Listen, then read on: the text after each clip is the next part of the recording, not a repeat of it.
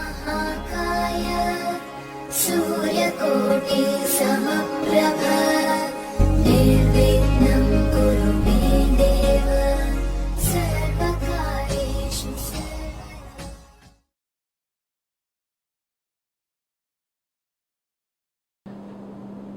मेरे बहुत ही प्रिय और बेहद सम्मानित साथियों, हृदय की गहराइयों से अभिनंदन, बहुत बहुत हार्दिक स्वागत। साथियों, चर्चा आज हमारे इस मंगली एपिसोड के अंतिम पड़ाव के बारे में। चर्चा मीन लग्न में मंगली दोष की हम करेंगे। सभी लग्नों के बारे में हमने जाना कि जब किसी लग्न विशेष का व्यक्ति यदि मंगलिक हो और वो किसी नॉन मंगलिक व्यक्ति से विवाह कर बैठे तो उसको किस प्रकार की समस्याएं अपने जीवन में सामने आ सकती हैं।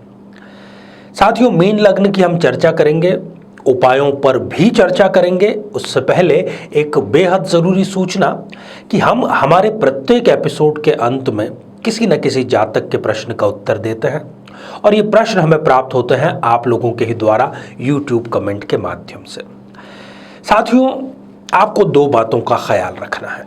सबसे पहली बात कि जब भी आप अपना कमेंट लिखें तो अपना कमेंट लिखने से पहले आप #आचार्य चंद्रकांत इस शब्द का प्रयोग जरूर करें और साथ ही बेहद आसान सा प्रश्न जो इसी एपिसोड के अंत में आपसे पूछा जाएगा, इसी एपिसोड से संबंधित होगा, आपके ज्योतिष ज्ञान को बढ़ाने वाला होगा, उसका सही उत्तर साथ में लिख करके जरूर भेजिए।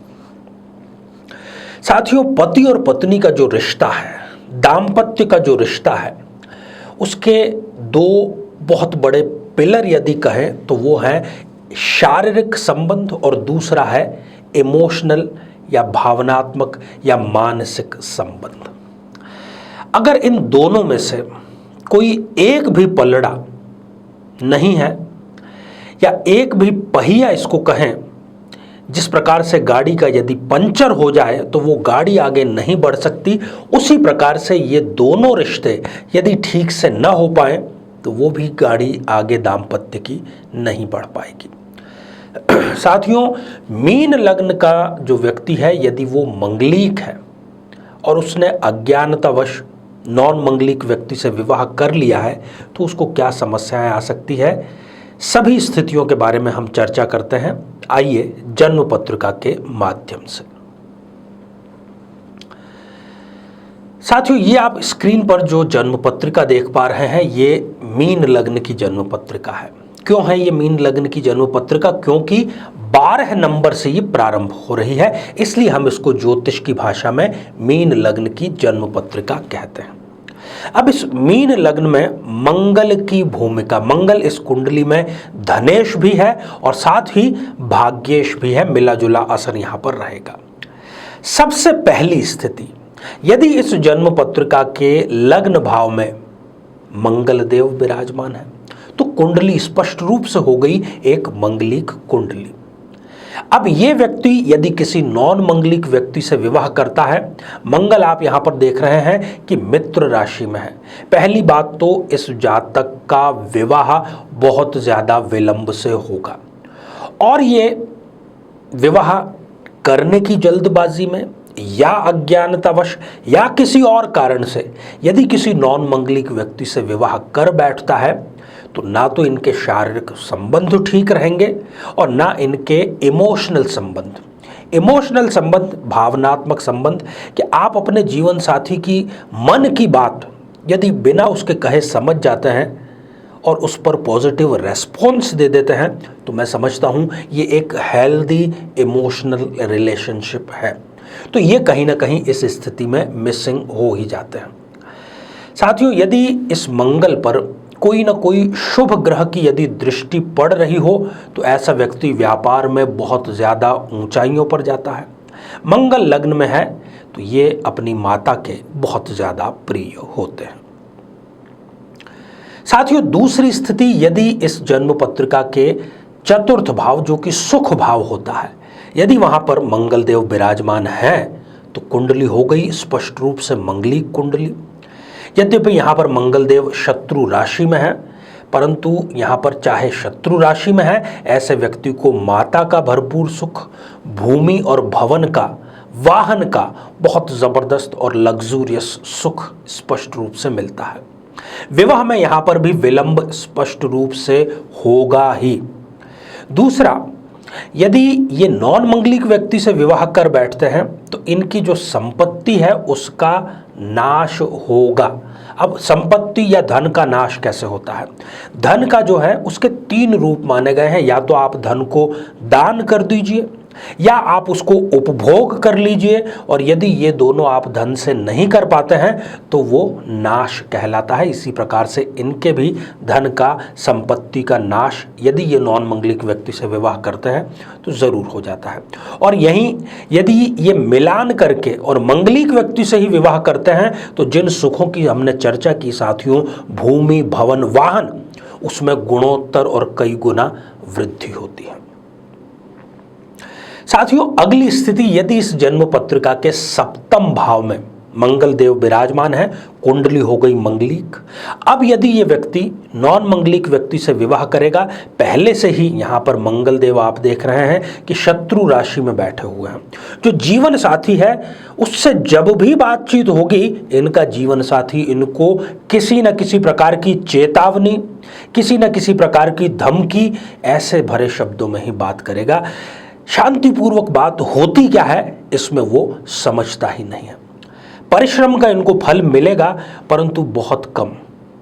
यदि ये 1000 रुपये के लिए परिश्रम करते हैं तो लगभग अगर अनुपात में मापा जाए तो इनको 400 या 500, अर्थात जो सक्सेस रेट है वो केवल 50%, 50% रहेगी।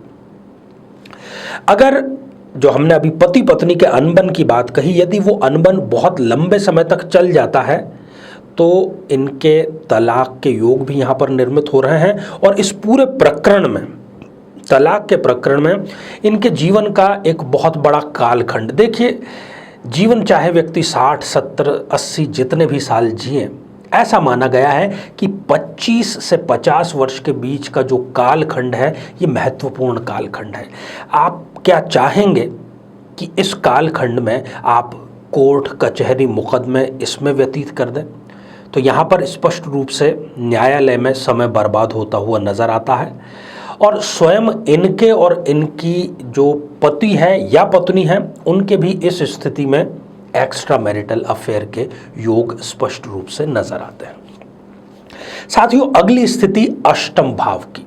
यदि अष्टम भाव में इस जन्म पत्रिका में मंगल देव विराजमान हो और ऐसा व्यक्ति नॉन मंगलिक व्यक्ति से विवाह कर ले, यद्यपि यहाँ पर मंगल देव मित्र राशि में है, उसका प्रभाव सीधा सा ये पड़ेगा कि ये अपने जीवन साथी की गलतियों को लगातार माफ करते जाएंगे। ऐसा इनका इतना मन, इतना हम इसको कहें कि परम शांत स्थिति में रहता है कि ये तुरंत गलती को माफ कर देते हैं। सेल्फ मेड ये होते हैं। हाँ, संतान संबंधी इनको बाधा, या तो देर से संतान होना या संतान होकर के भी वो संतान इनको बुढ़ापे में तिरस्कार की निगाह से देखती है। साथियों, अंतिम स्थिति, यदि इस जन्म पत्रिका के द्वादश भाव में मंगल देव विराजमान है और ये व्यक्ति किसी नॉन मंगलिक व्यक्ति से विवाह करता है, पहली बात तो यहाँ पर बैठा हुआ मंगल देव इनका विवाह बहुत आसानी से होने नहीं देगा। यदि विवाह इनका हो भी जाता है तो खटपट तो रहेगी ही, साथ ही कोई पूर्व प्रेमी या पूर्व प्रेमिका या पुराना कोई संबंध शादी के बाद में इनके समक्ष आ जाता है, जिससे दाम्पत्य जीवन इनका टूटने की कगार पर आ जाता है। लेकिन दोनों के घर वालों की वजह से इनको पुनः अपना दाम्पत्य जीवन प्रारंभ करना पड़ता है, परंतु फिर भी ये जीवन साथी को और जीवन साथी इन्हें पर्याप्त समय नहीं दे पाता। तो साथियों, आज हम इस श्रृंखला का पटाक्षेप कर रहे हैं, परंतु मंगल के बहुत से रहस्य आगे भी आपका इंतजार कर रहे हैं। अब बात सबसे महत्वपूर्ण जो मैं हर बार दोहराता हूं कि कुंडली मिलान अवश्य करें। यदि आप उन सब समस्याओं से बचना चाहते हैं जो अभी हमने आपसे चर्चा में, बातचीत में बताई, और साथ ही यदि आप मीन लग्न के हैं और अज्ञानतावश आप विवाह कर बैठे हैं किसी नॉन मंगलिक व्यक्ति से, तो आपको ये चाहिए कि आप किसी भी शुक्ल पक्ष के प्रथम सोमवार से प्रारंभ करके नित्य शिव सहस्त्र नाम का पाठ करें, आपको अवश्य लाभ होगा। तो आइए साथियों, अब हम बढ़ते हैं आज के हमारे कमेंट के चरण की ओर। आज हमने कमेंट शामिल किया है अजय सिंह जी का, जो कि उन्होंने लिखा है फतेहपुर उत्तर प्रदेश से। अजय सिंह जी, आपका भी दाम्पत्य जीवन सही नहीं चल रहा है, कलहपूर्ण स्थिति बनी हुई है। अजय सिंह जी, आपका जो सप्तमेश है, जो रिलेशनशिप का कारक है, वो बनता है बुध। यहाँ पर दो खराब स्थितियाँ स्पष्ट रूप से, एक तो वो अष्टम भाव में विराजमान है, वो भी राहु के साथ में युति करके।